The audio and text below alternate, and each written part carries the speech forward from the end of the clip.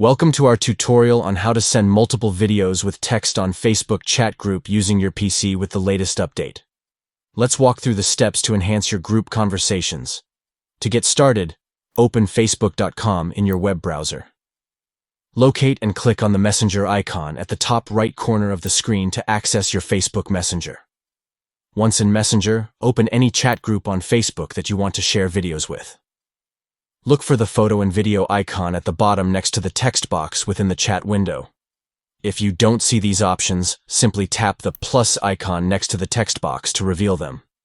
Click on the photo and video icon and choose the videos you wish to share. Once you have selected the videos, click Open to add them to your message. Next, write the note or message you want to accompany the videos. You can type your message in the text box. Finally, click Send or press Enter to share the videos along with your message with the members of the chat group.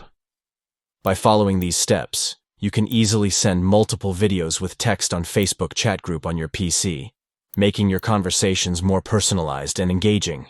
Stay connected with your group members by sharing videos and messages effortlessly.